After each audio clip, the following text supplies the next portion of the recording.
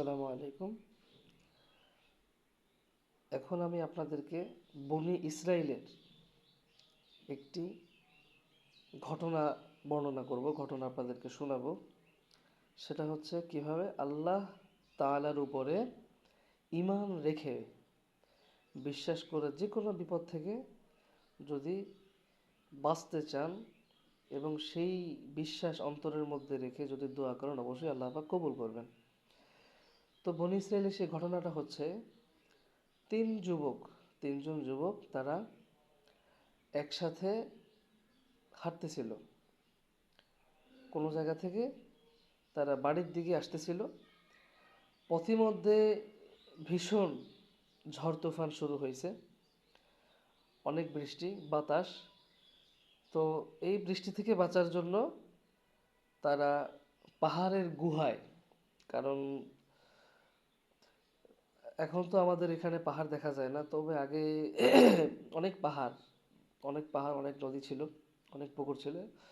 তো পাহাড়ের মধ্যে পাহাড়ের গুহায় আপনার কিছু কিছু জায়গার মধ্যে থাকা যায় আর কি। সেখানে কিছু সময় অবস্থান নিবে, এই জন্য তারা পাহাড়ের গুহার মধ্যে ঢুকে যায়, সেখানে অবস্থান তারা করে।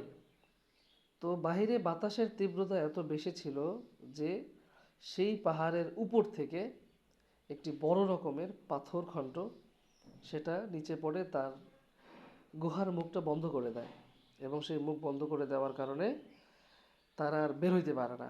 এবং ভিতরটা এত অন্ধকার যে সামান্যতম সূর্যের আলো সেই গুহার মধ্যে পৌঁছায় না। তো এখন এই তিনজন যুবক খুবই চিন্তায় পেরেশান হয়ে গেছে। তারা একজন আরেকজনের সাথে কথাবার্তা বলতেছে, কি করা যায়, পরামর্শ করতেছে, কিন্তু কোনো ফলাফল পায় না। তো পরিশেষে এক যুবক বলে যে যদি আমরা এখান থেকে বাঁচতে চাই, তাহলে আমাদেরকে অবশ্যই অবশ্যই একমাত্র আল্লাহ পাকেরই সাহায্য নিতে হবে। কেননা এই গুহা থেকে দুনিয়ার কোনো মানুষ আমাদের আওয়াজ শুনবে না, এবং কোনো মানুষ আমাদেরকে বের করতেও পারবে না। এমনকি এখানে আমরা মরে গেলেও তারা আমাদেরকে খুঁজেও পাবে না। তো আমরা তিনজন, আমরা এখানে এক একজন আল্লাহ পাকের কাছে এমন কিছু আমলের কথা বলে আমরা আল্লাহর কাছে দোয়া করি, যাতে করে সেই আমলের উসিলায় আল্লাহ পাক আমাদেরকে এখান থেকে হেফাজত করে। তো প্রথমজন যুবক সে বলতেছে, আল্লাহ, আমি তো গরিব এবং আমি অনেক পরিশ্রম করতাম সারাদিন। সারাদিন পরিশ্রম করার পরে যখন ঘরে যেতাম, আমার বকরির পাল ছিল। তো সেখান থেকে বকরির দুধ দোয়ানোর পরে সর্বপ্রথম আমি আমার মা এবং বাবাকে পান করাইতাম, এবং তারপরেই আমার ছোট বাচ্চা এবং আমার স্ত্রীকে সেই দুধ পান করাতাম। তো এমন অবস্থায় একদিন আমি আমার বাড়ি ফিরতে দেরি হয়, আর আমার আব্বু আম্মু তারা অপেক্ষা করতে করতে, বৃদ্ধ মানুষ, তারা ঘুমিয়ে পড়ে। তো দুধ না খেয়ে তারা ঘুমিয়ে পড়ে। আমি বাসায় যাওয়ার পরে বকরি থেকে দুধ সংগ্রহ করার পর তাদের মাথার কাছে গিয়ে দাঁড়ায় থাকি। তো ভাবি যে তাদেরকে ডাক দিই, আবার ভাবি যে তারা ঘুম থেকে উঠলে তাদের খারাপ লাগবে, এই জন্য ডাকি না। তো এরকম মাথার সামনে দাঁড়ায় থাকতে থাকতে সকাল হয়ে যায়। এমনকি ওই রাত্রে আমি আমার সন্তান এবং স্ত্রীর মুখেও দুধ দিই নাই। তো আল্লাহ, যদি আমি আমার এই আমলটা একমাত্র আপনাকে খুশি করার জন্য করে থাকি, অবশ্যই আপনি আমার এই আমলের উসিলায় এখান থেকে মুক্ত করুন।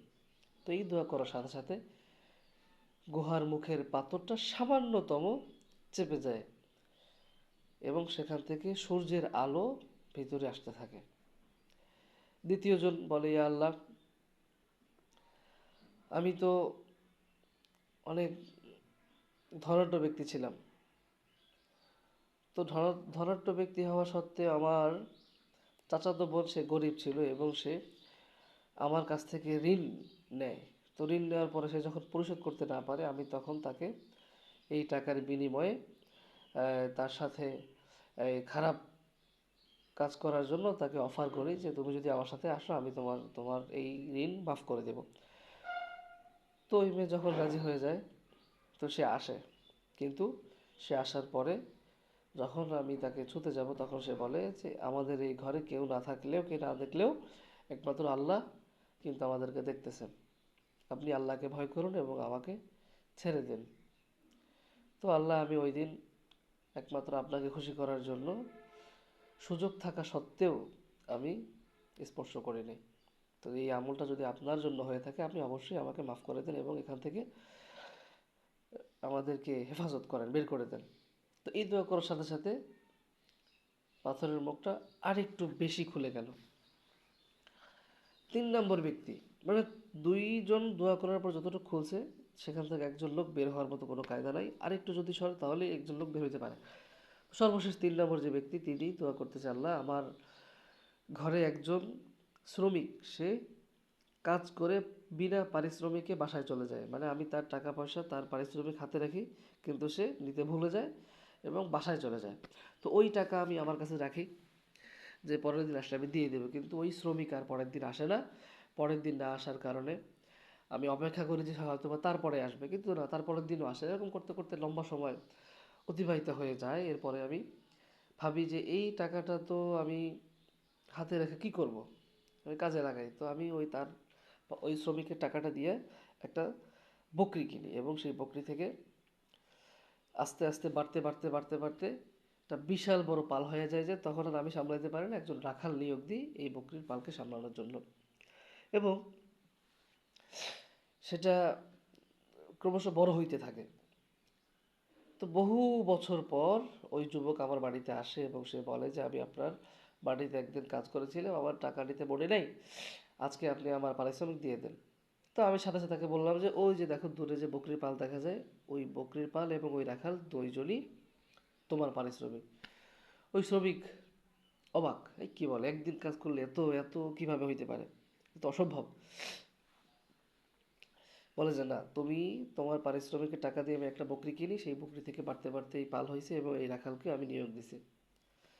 তো ওই রাখাল ওই যে লোক, ওই যে শ্রমিক, সে খুশি হয়ে আমার জন্য দোয়া করে, আল্লাহর কাছে আপনার দোয়া করে যাতে করে আল্লাহ আমার মনের আশা আপনি পূরণ করে দেন। তো যদি ওই কাজটা আমি চাইলে কিন্তু পারতাম তার 500 টাকা ধরায় দিতে, বকরি পাল আমার কাছে রেখে দিতে, কিন্তু আমি রাখি নাই। ওই কাজটা যদি একমাত্র আপনার জন্য হয়ে থাকে অবশ্যই আপনি আমাদেরকে এই গুহা থেকে বের করেন। এই দোয়া করার সাথে সাথে গুহার মুখের পাথরটা পুরোপুরি সরে গেল এবং তারা তিনজন খুব সহজেই বের হয়ে গেল।